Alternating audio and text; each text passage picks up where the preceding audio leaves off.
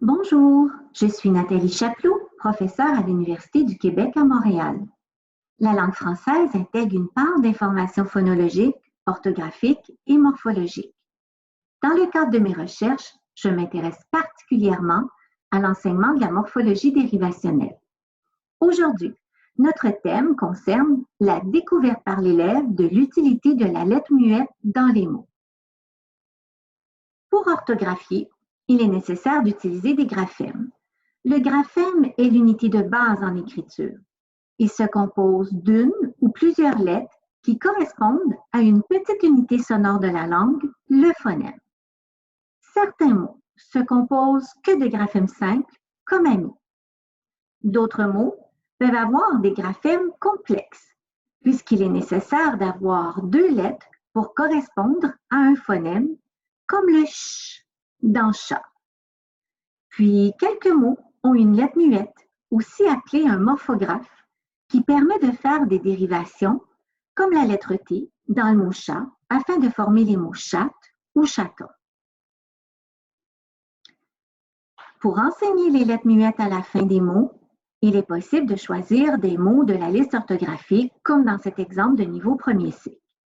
Dans un premier temps, l'élève identifie les lettres muettes, puis il classe les mots selon l'utilité de cette lettre. Par exemple, les mots dont la lettre muette permet de former des mots de la même famille sont regroupés. Afin de faciliter la mémorisation, il est pertinent de faire des dérivations, comme cent et centaines. Puis, les mots dont la lettre muette correspond à un accord du verbe sont regroupés dans la deuxième colonne. Dans cette section, il est utile de faire le lien avec le verbe à l'infinitif et le pronom. Avec les élèves plus âgés, il est pertinent d'extraire des mots d'un texte ou de choisir des mots de la liste orthographique correspondant à leur niveau. Les élèves peuvent reprendre les mêmes catégories, marque de famille et marque d'un verbe. De nouveau, il est intéressant de faire des liens avec les mots de la famille morphologique, comme dans cet exemple, haut, haute, hauteur, hautain, hautement. Ou encore, avec le verbe à l'infinitif et le pronom qui justifie la présence de la lettre muette. Aussi, afin de développer d'autres connaissances, certains mots peuvent être classés dans la catégorie marque d'homonyme, comme le pronom don.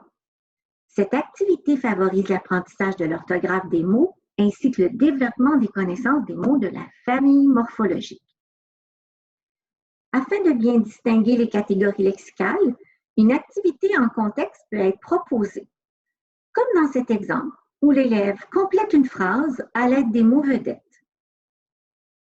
Ou encore, comme dans ce deuxième exemple, où l'élève compose une phrase à partir de la banque de mots ou encore d'une illustration. Un rappel de l'utilité de la lettre muette peut être effectué afin de comprendre la pertinence de cette connaissance en contexte. Pour découvrir l'activité « Trouve des lettres muettes » qui met l'accent sur les connaissances relationnelles, rendez-vous sur le site de MorphoPlus. Puis, si vous aimez ce contenu, appuyez sur « J'aime » et partagez la vidéo.